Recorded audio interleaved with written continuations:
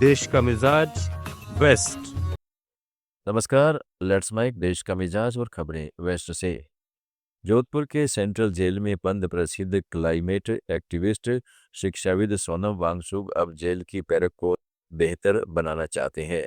उन्होंने इस जेल में बंद हुए 119 दिन हो गए हैं। उन्होंने पत्नी से चींटियों पर किताब मंगवाई है और कोर्ट से थर्मामीटर उपलब्ध करवाने का आग्रह किया है।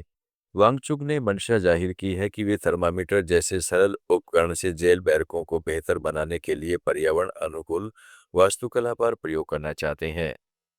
गौरतलब है कि वांगचुक ने लद्दाख में राज्य का दर्जा और संविधान की छठी अनुसूची की मांग को लेकर हुए विरोध प्रदर्शनों में हिस्सा लिया था। हिंसा के लिए जिम्मेदार ठहराए जाने के बाद 26 सितंबर 2025 को उनको राष्ट्रीय सुरक्षा अधिनियम के तहत हिरासत में लेकर जोधपुर सेंट्रल जेल में बंद कर दिया गया। सुप्रीम कोर्ट ने राजस्थान एसीबी को केंद्रीय सरकार के कर्मचारियों के विरुद्ध भ्रष्टाचार की जांच करने का अधिकार देते हुए तो विशेष अनुमति याचिकाएं खारिज कर दी। साथ ही स्पष्ट किया है कि इसके लिए सीबीआई की पूर्व अनुमति जरूरी नहीं है। अनिल दायमा एवं अन्य बनाम राज्य राजस्थान एवं अन्य मामलों की सुनवाई जस्टिस जेबी पारदीवाला और जस्टिस सतीश चंद्र शर्मा की पीठ ने की।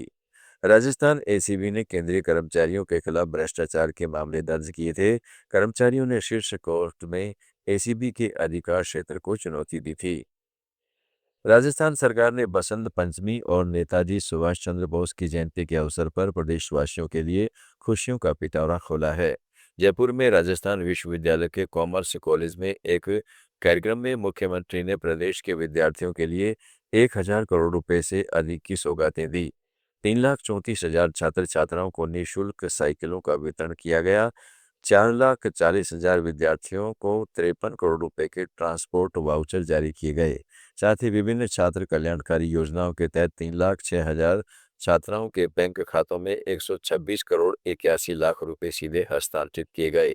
इस मौके पर प्रदेश भर के लाखों विद्यार्थियों ने एक साथ सामूहिक सरस्वती वंदना कर ज्ञान और विद्या का उत्सव मनाया। बॉम्बे हाई कोर्ट ने एल्गार परिषद के कार्यकर्ताओं सागर गोरखे और रमेश गाइचोर को माओवादी संबंधों के मामले में समानता के आधार पर जमानत दे दी। गोरखे और गाइचोर को सितंबर 2020 में गिरफ्तार किया गया था। वे वर्तमान में तलोजा जेल में बंद हैं। दोनों पर प्रतिबंधित सीपीआई समूह के सक्रिय सदस्य होने का आरोप है। जस्टिस एएस गडकरी की अध्यक्षता वाली पीठ ने कहा है कि इस मामले में कई अन्य आरोपियों को लंबी कैद और निकट भविष्य में मुकदमे की सुनवाई शुरू न होने की संभावना के आधार पर पहले जमानत दी जा चुकी है।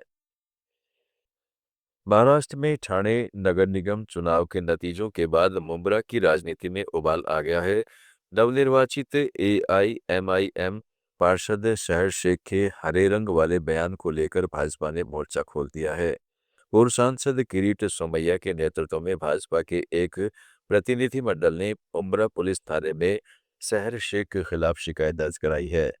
असदुद्दीन ओवैसी की पार्टी एआईएमआईएम ने ठाणे नगर निगम चुनाव में 5 सीटों पर जीत हासिल कर सबको चौंका दिया है। बता दें कि जीत के बाद समर्थकों को संबोधित करते हुए 22 वर्षीय नवनिर्वाचित पार्षद शहर शेख ने कहा, अगले 5 वर्षों में मुंब्रा का हर उम्मीदवार एआईएमआईएम से होगा। मुंब्रा को पूरी तरह से हरा रंग देना होगा। गोवा के नाइट क्लब अग्निकांड के सिलसिले में ईडी ने आज गोवा, दिल्ली और हरियाणा में छापेमारी की। पिछले साल दिसंबर में गोवा स्थित एक नाइट क्लब में भीषण आग लगने से 25 लोगों की मौत हो गई थी। इस घटना के बाद ईडी ने क्लब के मालिकों के खिलाफ मनी लॉन्ड्रिंग का मामला दर्ज किया। ईडी सूत्रों ने बताया है कि 800 परिसरों की तलाशी ली जा रही है, जिनमें राष्ट्रीय राजधानी में किंग्सवे कैंप स्थित नाइट क्लब मालिक सौरभ और गौरव लूथरा तथा सह मालिक अजय गुप्ता के कार्यालय और आवासीय आवास गुरुग्राम में तत्वम विला के साथ ही गोवा में सरपंच रोशन रेडकर और पंचायत सचिव रघुवीर वागकर के आवास शामिल हैं। ईडी अधिकारियों के अनुसार रेडकर और वागकर पर क्लब के लिए अवैध व्यापार लाइसेंस और एनओसी जारी करने और सुविधा प्रदान करने का आरोप है। देश का मिजाज में फिलहाल इतना ही। जुड़े रहिएगा लेट्स माइक के साथ। आप सुन रहे थे let's mic more than radio.